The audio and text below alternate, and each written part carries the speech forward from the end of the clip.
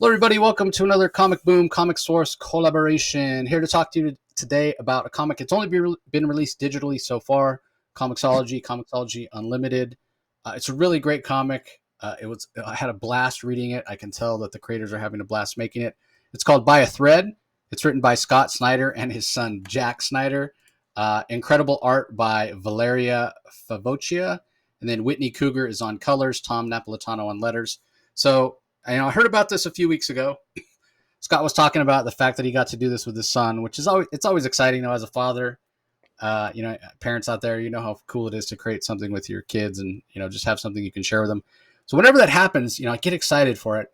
And I always fingers crossed that it's actually good, right? Because while Rocky and I were both fans of Scott Snyder, we've been critical of his work in the past, especially his the last stuff he did at DC, which we felt was kind of overblown and maybe too big of a story for the real estate that he had. But we've really been enjoying his creator-owned stuff that he's done recently in Comixology. He's done some stuff over at IDW. So we've really been enjoying that. So yeah, I had my fingers crossed that this was going to be good. So I read it when it came out Tuesday with my Comixology Unlimited subscription, which is just a great value. You can read all of Scott's Comixology stuff. I think it's like $4.95 a month. There's thousands of other titles as well you can read there. But basically for the price of a comic, you could get, hundreds, if not thousands of digital comics. You can go and just buy it individually, but it costs almost as much as the subscription. So you might as well just go for the subscription. Right. Well, And then there is a deal with Dark Horse where this stuff eventually is printed if you prefer the hardcover. You were going to say something, Rocky? yeah, I was going to say, how old is Jack? Jack Snyder. I mean, God, first of all, what a cool name. It sounds like he should be a secret agent or something. But how old is this kid? Because I got to say, he's fairly competent as a writer. How old is he? Yeah, I think he's in his early teens. I want to say like 14, maybe 15. It's funny. I've known Scott for a long time. So when I first met him, his kids were rather young, but they're getting older now. And they have some of the same interests I do, baseball. They're big Yankee fans and that sort of thing. So yeah, it's great. And Scott's generous enough. Some creators are very protective of their children, and I totally get it. They don't put their stuff up on social media. Scott shares a lot of pictures of his kids, his sons. He has 3 that he does stuff with, like, goes on trips and goes to Yankee games, like I mentioned. And now the oldest, Jack, has written this comic with him. So yeah, hoping to have Scott on at some point to talk about kind of the way this came about, like who came up with the idea, how much actual writing did Jack do? Did he do the plotting and you handle the scripting? Like, I'm very curious about that. Yeah. But like I was saying earlier, the thing that you worry about when you really anticipate something and you hope for the sake of the creators that it's good, because they're doing something special, and then you just hope as a reader, like as a fan, I always want to read cool comics. So I read it, I was blown away. I reached out to Rocky. I'm like, hey, you need to check out this book so we can do a review and talk about it. And normally when Rocky and I, if one or the other of us reads a book and we really enjoy it, we'll reach out to the other one and we'll say, hey, make sure you don't miss this, make sure you check it out. And then we talk about it amongst ourselves, even if we're going to come on and do a review. I purposely, we have not talked between us at all. Like, I have no idea. I think from what he was saying earlier about Jack being a competent writer, that Rocky enjoyed it as well. Oh, yes. It was terrible. But yeah, purposely, we have not talked about this at all. So I wanted to suggest, I wanted that, whatever inspiration Jack is giving his father or Scott is giving his son, I mean, keep up the inspiration, inspiring each other, because this was a very good opening issue. And this is going to be relatively spoiler free, of course, when we review this. But I got to tell you, I'm tempted as hell to spoil the hell out of this. I won't. I'm not going to, I promise. But man, this is great ideas and great title too, by the way. But yeah, let's get into it. Yeah, fantastic title, which I feel like has so many different meanings when you check out the story. And yeah, we're going to be talking about subsequent issues. And when we do talk about those subsequent issues, we'll probably refer back and we will get a little spoilery. Or if we have Scott and or Jack on, we'll probably get spoilery with them as well. But yeah, we're going to try to keep it spoiler free because we want you guys to go and check it out and experience it for yourselves and enjoy it. So let's start, Rocky, with kind of your first impressions. When I told you, hey, there's a great book. It's by Scott Snyder and his son, Jack. Go check it out on their Comixology. Did you have any expectations? Like, what were your initial thoughts? And then give us your reaction after reading it. You know what? I really didn't have any expectations. Honestly, if I'm brutally honest, I remember one time, I think it was Jeff Loeb. The last time I heard of a father-son collaboration was Jeff Loeb and his 10-year-old son who tragically passed. And so it sort of brought back sort of a sad memory. And I remember Jeff Loeb's son, the story that he sort of collaborated on with some other creators, I thought was very heartfelt. And so I was really curious to see where this was going to go. I actually assume maybe is it going to be, for some reason I assume manga with the younger generation, and I thought, well, maybe Scott's son is into manga. Maybe it's going to be a manga story. I had no idea, because when you told me that it's called By a Thread, I thought, well, that's, and the funny thing is I thought of thread, what, a needle? And sure as heck, needles are involved in this. The needle is a particular term in this story. And so I thought, maybe, would it be manga? What would this be? And I was really pleasantly surprised that this reminds me of a combination of a little bit of manga, a little bit of One Piece. Like, I just finished watching on Netflix the One Piece show, which is kind of based on a manga comic book story, which I've not read the comic, but watching the show, and I love the technology here. I love the setting, and I love the characters. They're a huge variety of characters, and a little, just the story itself, so easy to get into, easy to read, and I'm so looking forward to the second issue. And yeah, I gotta say, and well, I'll let you take it from there, because I think that reading the synopsis, if you read the solicitation itself, which is not, is not a spoiler, just gives you some some perfunctory information to get you going. That really is a good setup if you just read the advertisements itself. But I really enjoyed this as a first impression. Boy, man, if this is Jack Snyder's first comic book story, depending on the degree of influence he had over his dad, I mean, go Jack, go. Yeah, that's the thing. I was so impressed with this. I was left wondering, how, again, talking about the division of work, how much of the ideas is Jack, how much is Scott, how much scripting did Jack do, if any, how much, how involved in the process was he? Because here's the thing, like, based on the strength of this, depending on how much Jack was involved, does Jack aspire to write? Does he aspire to write comics specifically? Because, man, this really blew me away. And obviously he's got a great mentor in his father. And yeah, comics is one of those things we do see it pass down from generation to generation at times. We got the third generation, Emma Kubert working in comics now, obviously John Romita Sr., John Romita Jr., and that sort of thing. So yes, there are plenty of examples of kids who followed in their parents' footsteps and became comic creators. So again, we're going to try to keep it spoiler free, but just to kind of give you an idea of what the story is about.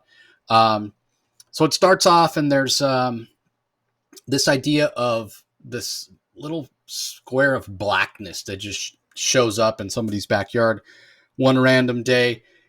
It starts killing things. It spreads very quickly. And then it's kind of this disaster, right? That is not able to be stopped. They find out the only thing that maybe can stop it is diamond, because this blackness that's spreading, they call it the shroud. It's made out of, it's carbon based. It's made out of carbon. Diamonds are made out of carbon as well, just super compressed at high heat. And that's the one thing that seems to stop it, right? So they have this idea they're going to build like diamond cities, diamond walls to contain it. And that goes about as well as you would expect in terms of diamonds are expensive. Diamonds are hard to get. Only the richest of the rich can afford them, and what have you. And so everything sort of falls apart. Then we jump 13 years later, and we meet Joe and Cannon. Cannon raises livestock. His family has a farm, and Joe is his friend, who's sort of a mentor, protector. He's the antagonist of the story. But we get this incredible 2-page spread that shows that the shroud has basically covered the entire earth, and those that are still alive, they've built these what's called needles on the diamond stumps that were installed, which were supposed to support the diamond cities, right? So the diamonds can be sort of planted in the shroud. They don't get eaten away by the shroud, which seems to eat everything else and kind of devour it. And so they build these shanties basically out of whatever materials they could that don't actually touch the shroud, because the wood and building materials, what have you, would get eaten away. But because they're on these diamond stumps, they're able to survive. So they have to have hanging gardens and, raise livestock and what have you above ground. And we learn about the different needles. Needle one is, maybe it's the technology or the engineering needle, and then you have the farming needle, and then you have the security needle, and that sort of thing. So these little communities, but this community, they're not really in contact. There's no like radio contact or any way to contact anyone else. They have to be self-sufficient because they're not really in contact with anyone else. You can't really travel. And so it's sort of a barter system. And through the dialogue and the story, we kind of, learn what people expect, and some take advantage of others and what have you. And there's a great scene where Joe and Cannon are traveling from one needle to another, which they do by these threads, thus the by the thread, right? And they're kind of like zip lines, so to speak, but very dangerous. And when something Cannon is carrying, he drops it. We see Joe is very physically adept. He's very capable, but he has like a mechanical arm or something. It's not clear exactly, but he does some things to help Cannon out. And again, that's the first hint that we get of this by a thread, right? We're talking about the threads that connect the different needles between one another. So it's an absolutely fantastic scene. It was really cool. Reminded me a little bit of Skyward, the Image series from Joe Henderson and company, where it's gravity's 10% of what it used to be, and so it's very dangerous to travel between buildings. So yeah, I got a little bit of that vibe. We go and meet some of Joe and Cannon's friends, kind of the younger generation that have grown up in this sort of post-apocalyptic environment. We hear and learn the things they're trying to do to make things better. Some of them want to go out sort of exploring because there's a rumor that there is a place they can go that's safe, where the shroud won't get them and they'll actually be on land. So that enters in, which brings about some... again, like all throughout the story, I was constantly reminded of other things, which it just feels like influences from so many different stories and movies and comics and what have you that come together in a way I've never seen before. So it feels really, really refreshing. So in the midst of that, in the midst of doing this bartering errand that Cannon's parents sent them on, the needle they're on is attacked by Karen, who is basically... named after, the boatman on the River Styx. And he's basically kind of this warlord who travels around the shroud on a ship with a diamond hull, who's supposedly like the protector. It's like the mob, right? You're paying protection money, and this guy says I'm protecting you from things that you don't even know are out there. They're so bad. But he believes that the people that live on the needle are betraying him for a particular reason that we won't get into too much because we don't want to spoil. And so he's kind of flexing his muscles, showing that, he's the boss. They sort of survive because he allows them to. We get a chance to see his first mate, who's named Ren, which is, again, really interesting. Brings to mind another property that I'll talk about in a little bit, but very formidable, very dangerous. And then Karen himself shows up and talks to the younger kids here, and they convince him they don't know what the heck he's talking about. He goes away, says, okay, well, you better not be holding out on me, basically. And then on the last couple pages, we get Joe kind of thinking about the state of things and what a precarious basically existence they have. We get a little bit of hints about what may have happened to him, how he lost his parents, how he ended up there, because he does seem to have some scars where it looks like he was affected by the shroud at some point. Everybody else we saw that got even the tiniest bit of the shroud on them got like eaten away. So why did he survive? And there's some hints that maybe his parents knew a way to stop the shroud or were working on a way to stop the shroud. We're just not really sure about that. So it remains to be seen. And then there's a final page reveal that calls back to some of the other things that are mentioned earlier. That's really fantastic. Sort of a cliffhanger ending and opens up a whole lot of possibilities. So I know we're being purposely vague. We just want to give you some idea of the story hopefully that'll get you interested in checking it out because yeah, really, really fantastic. So I'm going to run down a bunch of the stories and ideas and what have you that this reminded me of, and we'll see if any of them sounded familiar to you as well, Rocky. So I got a little bit of like Ready Player One. I don't know how familiar you are with that, but with I them have, yeah. living, I agree yeah, with you. Yeah, yeah, that's. I'm glad you made that example. I got a little bit of One Piece and yeah, Ready Player One combination too. Yeah, and for some reason, Karen, the villain who there's some hints that maybe he's an anti-hero, maybe he's not so much a villain, but I got some hints that he almost reminded me like a more cool version of Skeletor, a combination between Skeletor and Terminator, which I thought was kind of cool. So I'd really like to talk to young Jack Snyder to see what the inspiration was behind the villain, if in fact it really is the villain of the piece. Um, uh, Without going into spoilers, the character work here is fantastic. I love the characterizations already in the first issue. You mentioned, of course, that so many questions arise from this world. This world is surrounded by this shroud, and the only thing that can pierce this shroud that eats up the world, is diamond. And of course, the world doesn't get along well enough. Everybody, the rich and the poor, the rich seem to hoard a lot of the diamonds. It's suggested, although there's rumors of a place where the rich may live, and the poor, of course, live on these needles piercing out of the shroud which surrounds the planet. And all these characters, and they're very different looking characters, all of them living on these different needles. The one needle is an agricultural needle where they do all their, of course, they're agricultural and they're growing in their food stuff and what have you. There's an engineering needle. One deals with defense. One deals with geology, and we meet characters. We meet a hunter from the defense needle. We meet Muscles, who's a machinist on the engineering needle. We hear of a Dr. Book, and we meet all these characters. And then there's, of course, the lead character, Joe himself, who is friends with Charlie, who's a potential love interest, and he's also got his buddy Cannon, and it's Cannon's parents who we meet at the beginning, and that sort of sets them off on their adventure at the beginning of the story as it carries on. And there's nothing better than when you got good character work, good dialogue, good conversation, and it carries you forward into a plot, and then boom, it's like you get to that third portion, that last portion of the comic where the action and the you know what hits the fan, action packed with revelations, more than one revelation here. And I'm asking all the right questions, and I'm really looking for. I want to know what the answer is. I hope Scott Snyder is not offended when I say this, that I kind of like this better than some of his other work we've reviewed. And I loved Canary. I loved Dudley. Was it Dudley Dumore? I enjoyed that one. There was Canary, and there's his horror, Night of the Ghoul.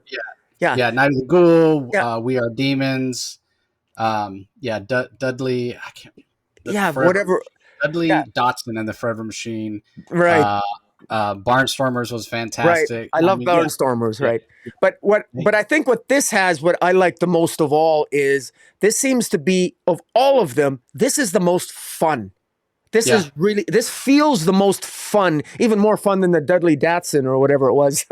But I am genuinely surprised, and I got to tell you, sometimes I'm an older white guy, and I can be a little hard on the present generation. But I got to tell you, if Jack Snyder's renewed my faith in humanity. Well, here's the thing, right? It's not just that it's fun. There's an energy here, Yeah. And I think part of that goes back to, like I said, it feels inspired by so many different things. You mentioned manga earlier, and I think I've heard Scott's told me, or I've read somewhere because he's told others or in interviews or what have you, that his kids are very much into manga. So you do feel a little bit of that influence. I'm not familiar with One Piece. Obviously, I know it's blown up on Netflix, and I'm very familiar. That's a very popular manga. Yeah, I mentioned Ready Player One, certainly with the stacks there and the needles here. The other thing, when you're talking about searching for like a mythical dry land or a place, it's a little bit of a trope in sci-fi. I think about zombie movies where they're trying to get to the place, whether it's Walking Dead or what is it, 30 is it 30 days after or 30 days later or Right. whatever Yeah. those movies are.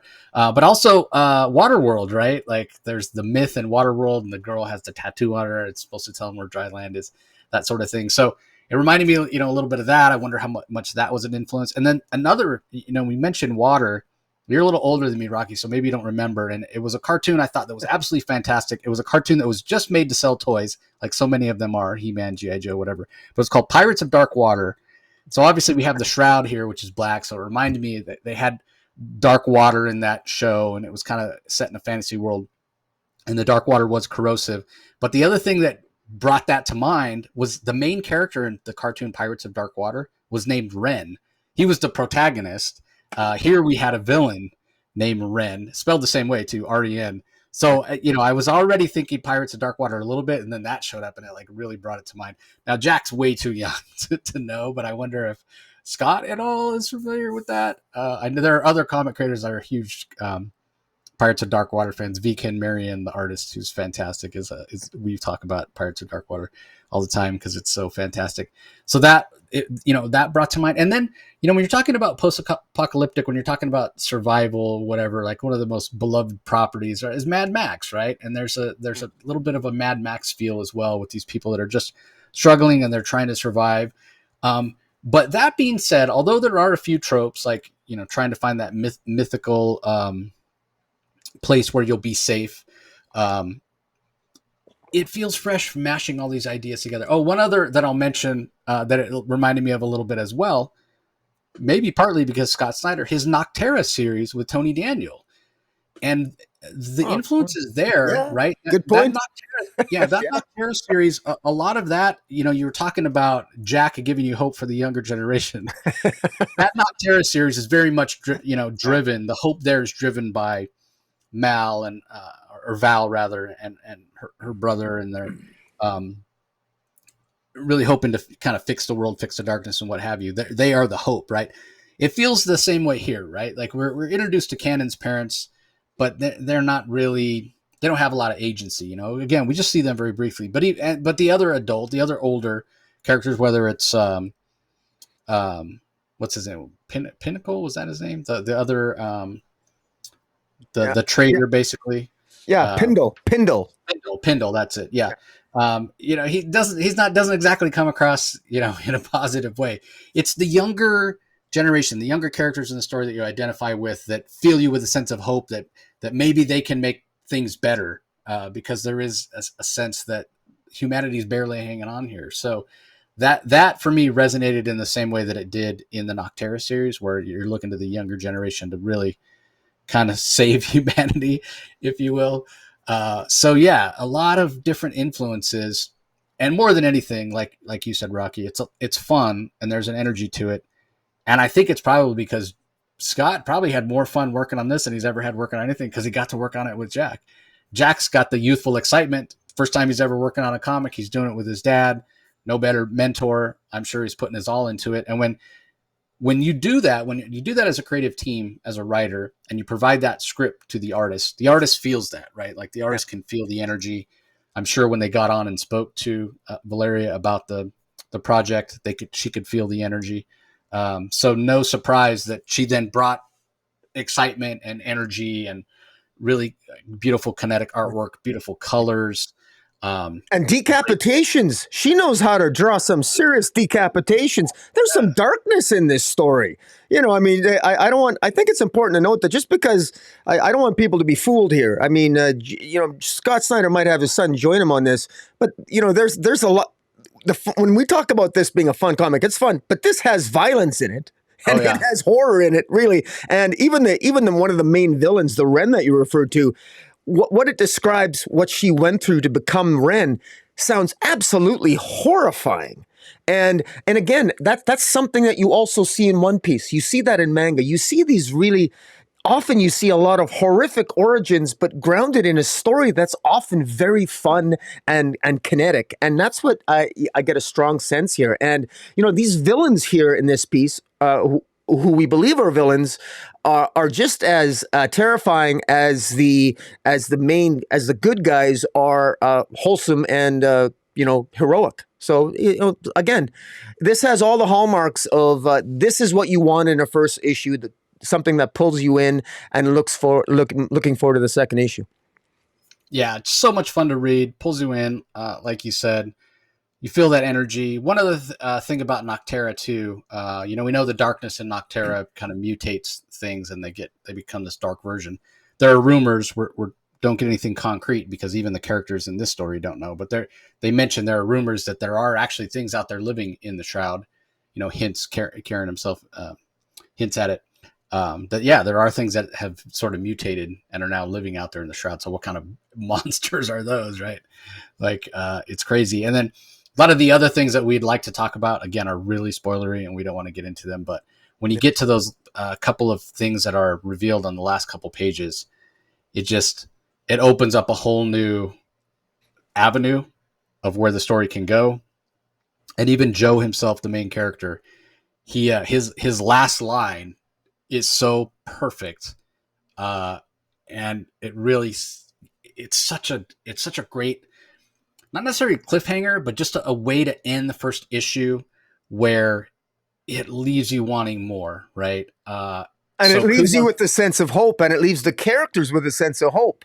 That's and so we're not just, I know you and I sound like broken records because we're always talking about hope in the context of DC Comics, but we want to experience joy in all the comics we read if we can. And this, to me, it has that. And the Easter eggs, and again, I'm not going to spoil anything. You've already alluded to it. There's payoff here. There's payoff. There's connections from the beginning of the book that pay off at the end. And that's just the opening issue. Yeah. And again, it makes me wonder how was this planned out in terms of the pacing and where the story is going to go, because you mentioned it being a great example of a first issue. It does a very good job of establishing the status quo. Like, let us understand what the state of the world is and how these people are barely surviving. Then give us some action, and then give us something where it looks like the story can go in any number of directions, but you feel like you got a good solid chunk of story. I mean, it's over 40 pages, I think, here digitally. So you feel like, yeah, I got a big chunk of story, but man, the momentum where I can't wait to read more. So, I mean, just a fantastic job. And yeah, I mean, if Jack does decide to go into comics, I hope he takes these lessons to heart of working with his father, because I say it all the time. The hardest thing, and I've talked to other creators and even people that work in other media, very successful actors and novelists and what have you, that migrate over to comics, and the thing that they even have told me that's most challenging is it's the pacing, right? You have less real estate, especially as compared to doing something live action, less real estate than writing prose, where you can kind of spoon feed the reader a little bit. You have a limited amount of real estate here because of the art. You want the art to help tell the story, but you also can't show everything. You have to choose what story beats you're going to show. So this is just perfectly paced. Beautifully colored by Whitney Cogar. I want to say is nearly perfect first issue. I mean, a lot of times we review books, right, and we go, yeah, I'm nitpicking, but I'm going to point this out that didn't work. I can't find anything to nitpick. I don't want to go so far as to say it's a perfect comic, because you should always strive, to do better and that sort of thing. And there's always room for improvement. But I there's nothing to nitpick here. I can't think of a single thing about this that I could nitpick. Like, it's that good. I cannot recommend it highly enough. Not to be negative, Rocky, but I mean, can you think of anything where you're like, oh, I wish they'd done no. If I give a very intentionally sarcastic answer, can I nitpick?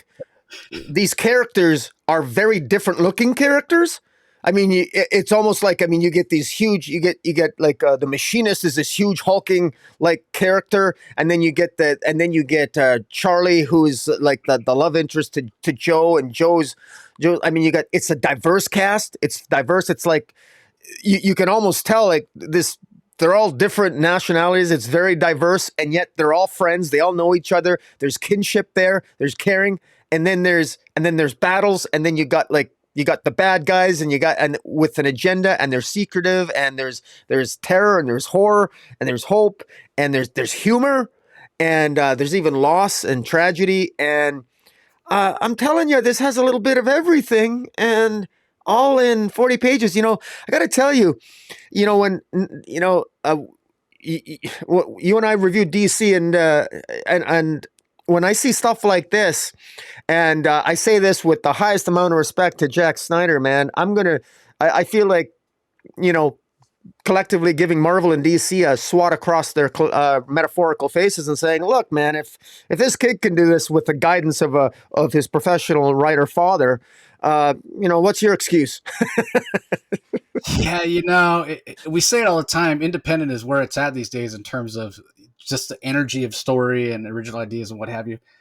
So much of it, I feel, is the fact that so many successful creators, they don't want to give their best ideas over to Marvel and DC because why should they?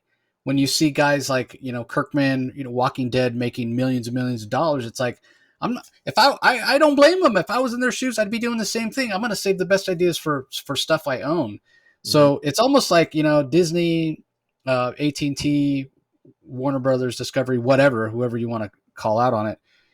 If you want to have like energetic stories, if you want your IPs to continue to kind of move the needle, and you're not just going to rely on the fact that people still buy your stuff because they love those characters, you need to offer like profit sharing. You need to offer like IP sharing or whatever, because why should a creator, share their best ideas on a Spider-Man book or a Batman book or whatever, because they don't own those characters. They're not going to share in the, the spoils of that.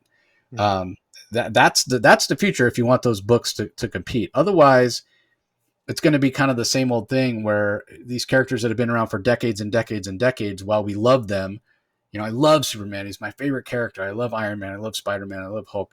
But at this point, it's like, man, they've been around for decades. You know how hard it is to tell an original story? It doesn't call back to something that came before, And I mentioned all the influences that I kind of see in this story, but the other thing that I think was done so fantastically by Scott and Jack was they took all those influences, and I'm just guessing, again, I haven't talked to them. I don't know if specifically any of those things influenced them. Maybe some of them influenced them subconsciously. I don't know.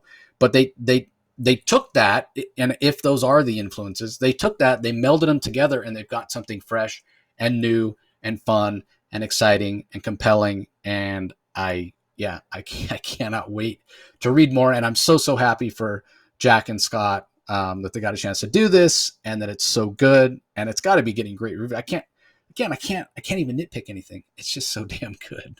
Yeah, no, it's good. I mean, we don't want to be accused of being shills here, but I'm trying to think of something that I don't like about this story, and I can't. I mean, maybe if you're not into manga style art, but the art has a little bit of every style. Even the art is, kudos to Valeria what is it, Favoccia or Favoccia art and cover. I mean, it's really good. We should maybe give a shout out to Tom Napolitano on letters. You've, of course, on these on the spoiler free, we blotted out the letters, but kudos to him for the lettering. But overall, I mean, just on the colors, as you said, I mean, the colors, in order to show this Earth that's covered by this black shroud all over the surface, that one page, which is on the screen right now, showing the needles popping out of the Earth, is absolutely an epically beautiful page. The colors, the shading is absolutely perfect. Look at the sun and the way it glints off the diamond portions. Like, it's just, it's fantastic. Because again, diamonds do play an important part of the story. That's something it's got to have its own inner light, right? I mean, that's the whole idea of why diamonds are expensive, especially flawless diamonds, because the way the light bounces back and forth between all the different angles of everything, and it looks like it has a light source of its own. Whitney Cogar, the color, she captures that in these pages, and I can't give enough credit to her. So gorgeous art, wonderful book to look at. Yeah. All right. Anything else you want to add? I mean, I don't think so. I mean, if we don't end this very positive review quick, we're gonna go into spoiler territory, and I don't want to do that. 100%. So again, it gets our highest recommendation. Everybody, believe me, Scott's not paying us to do this. We wanted to do it. We wanted to talk about it because, again, it's just such a great book. And I can't wait for other people to check it out. I can't wait. I know a lot of people dig Scott's work that he's doing at Comixology, but they're just not into digital. They won't check this out until it hits print. And that's fine if you want to wait until there's a print version. I'm going to buy the print version because I want this. I may wait for a collection. I'm not sure. I haven't decided yet, but we'll see. I probably who are we kidding? I'll buy the singles and I'll probably buy the collection because it's so good and I just want it. But if you're not a digital reader, man, make an exception. This is so good. I really don't think you want to wait. You want to jump on it now and check it out and be able to interact with Scott online and other fans and talk about it because it's absolutely fantastic. So as we're winding down here, I want to thank everybody for joining us as always. Don't forget to subscribe to Rocky's channel. If you're watching this on YouTube, be sure you subscribe, leave some comments below. Tell us what you liked about the story. Ring the notification bell so you know when new content comes out. If you are listening to the audio only version from the Comic Source, again, head over to YouTube, leave some comments, interact, let us know your thoughts. And if you are watching this on YouTube and you're not subscribed to the Comic Source, please do so. Go to wherever you get your podcast, subscribe to the Comic Source feed so you don't miss any of the audio only content that we put out. A lot of my creator interviews only come out audio only. But we love talking comics. We do the DC Spotlight every week, Rocky and I on Tuesdays. That does have spoilers, so be aware. We try to keep this one spoiler free, but you all have told us you want full spoilers for the DC books, so that's what we do. So again, thanks everybody for joining. We really appreciate the support. Anything to add, Rocky? Just a hefty thank you to you, Chase, for putting this on my radar and asking me to review this with you. I quite enjoyed it. It was the best read this week. It was the best comic I read this week, possibly this month. Yeah, it's absolutely fantastic. So again, thanks everybody for joining us. We appreciate the support as always, and we will talk to you next time. Catch you later.